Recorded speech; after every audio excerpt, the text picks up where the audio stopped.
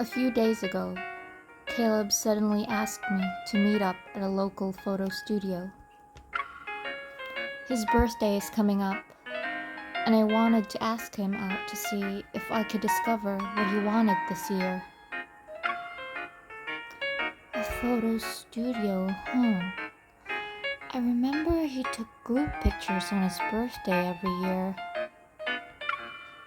but those were lost when the explosion happened.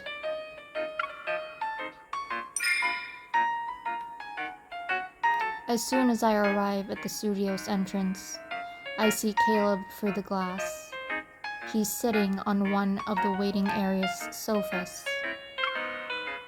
He's focused as he slides newly developed photos into an album. He hasn't noticed me yet. Perfect.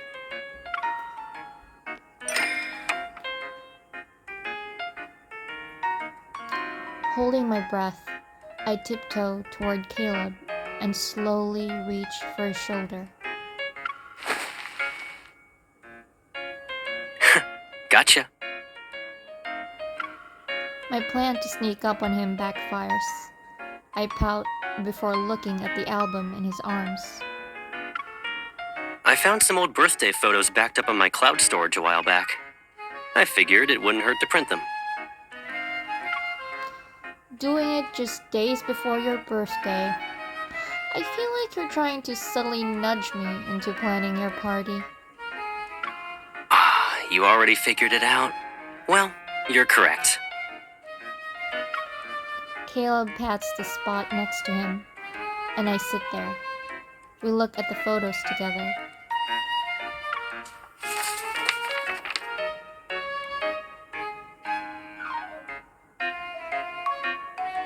On the first page, Caleb is still a kid with a chubby face. He needs both his hands on the knife to cut his cake. We're surrounded by our friends, and the camera captures the exact moment the young Caleb places his birthday hat on my head. I told you that hat looked better on you.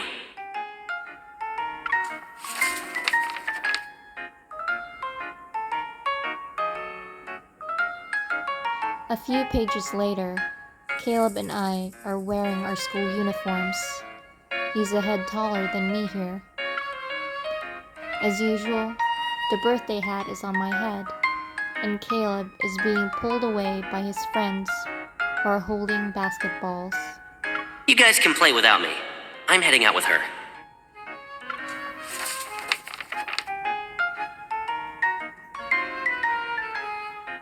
Was this when I turned 17?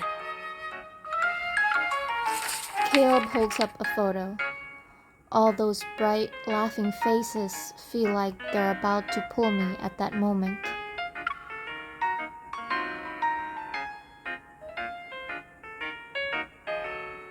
Caleb, stop hovering around her and get over here. We need a fourth player for this board game. We're borrowing Caleb for a bit. We'll bring him back when he loses. In the photo, people gather around the table to watch Caleb play. I, on the other hand, stand on my tiptoes by the edge of the group. I'm trying to get a peek.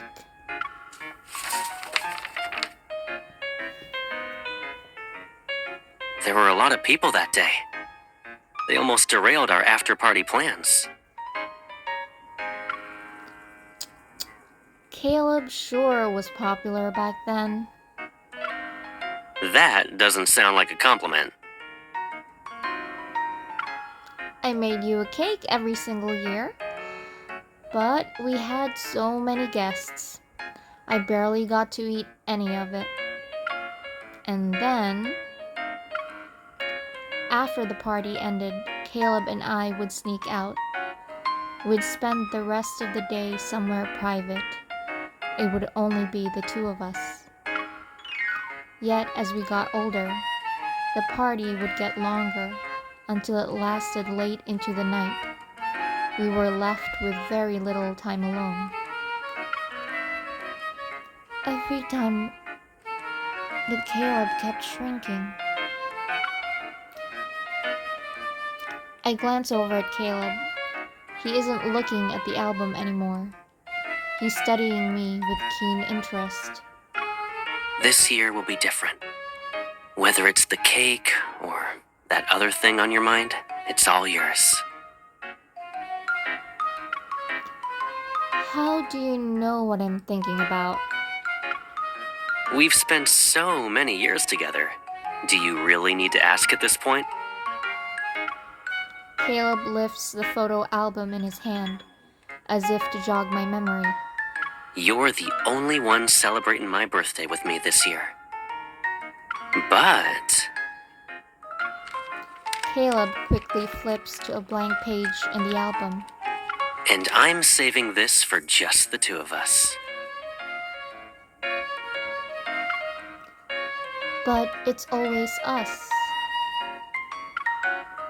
I'm about to ask if there was a difference, but I stop myself at the last second. Maybe things are different now. He's still the same Caleb, but also not. Maybe he feels the same way about me too. Sensing how I'm not saying anything, Caleb gently pulls my nose. I'm brought back to the present. Alrighty, I'll leave the birthday planning to you, my one and only guest.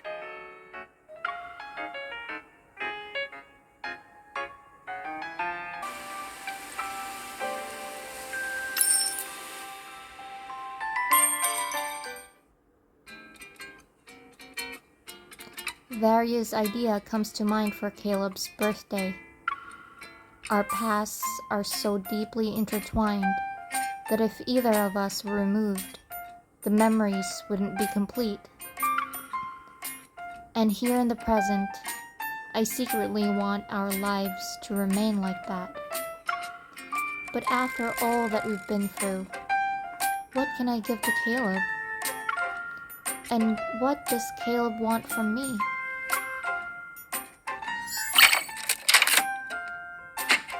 Welcome home! I walk into the living room and immediately run into Caleb. Still wearing his workout clothes, he just finished exercising. Why didn't you let me know you were visiting?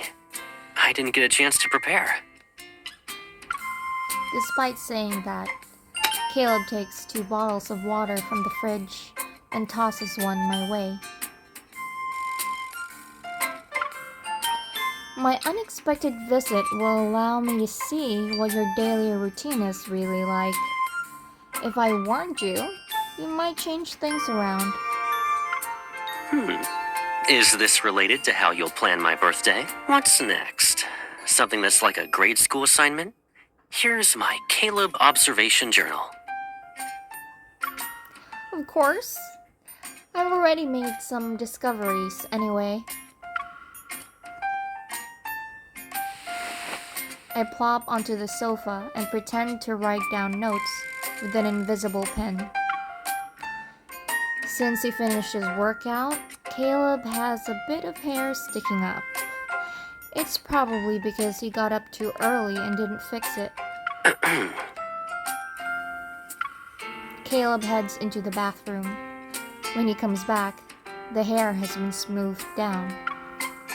Cross that out from your notes.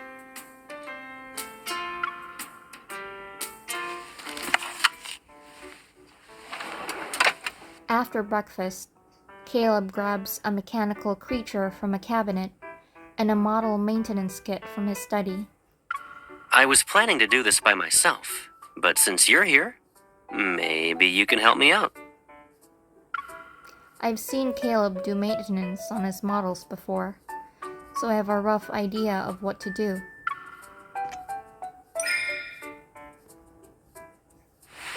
I sit next to him. He hands me some anti-rust oil and shows me where the gears, bearings, and axles are. I apply the oil to those spots, and he follows up with a check to see how well the parts fit together. But this mechanical creature looks kind of familiar. Well, it should. We had the exact same one near the entryway of our old house. I paused before looking at the display cabinet full of models. All of them are the ones Caleb assembled back then. It's a shame these were destroyed because of the explosion. This one especially. It was the first model I ever assembled.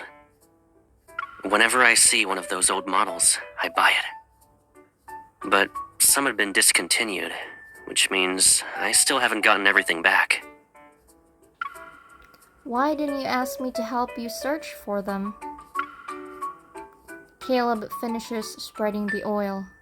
He restores the creature's wings to a brilliant, lifelike shine under the lamp. I did think about it, but sorting through hundreds of similar-looking models just to find a specific one would bore most people, right? I'm not most people. Caleb, don't assume how I feel. Sometimes you can ask me for things. I poked the back of his hand with a soft brush. I've been thinking about what I could do for you. Like, what I can give you and what you want from me. In other words, you want a direct answer from me. Is that a bad thing? I'll be honest, since you're curious. A few years ago, I got called away for a mission. That was the one time I couldn't spend my birthday with you. You booked a table at my favorite restaurant back then, right? Let's go there this year. It can't make up for what we missed, but we'll be able to overwrite those old memories with better ones at least. He didn't really think before giving me the answer. Whenever I flipped through old photos, the one where Caleb was missing always stood out. Caleb wants such a thing, which means he really did regret missing that day as much as I did. Sure, we can do that. But is that it? I gave you more than enough info. You won't get to have fun with planning if I say more. Figure out the rest. Work harder for my sake, okay?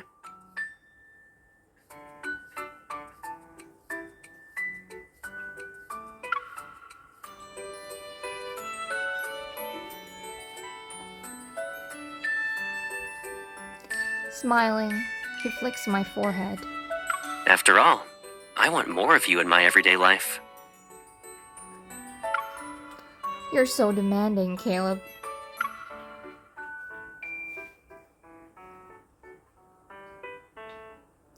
I rub my forehead and pretend to think long and hard to tease Caleb.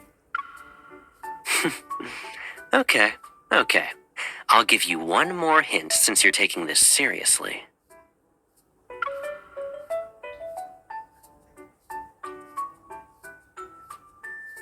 He pulls out his phone and starts typing.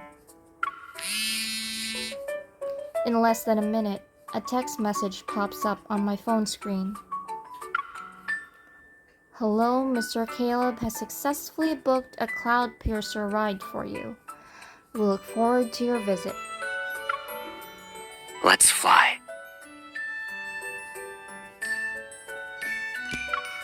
He lowers his head slightly and looks into my eyes. Once we're in the sky, you'll understand.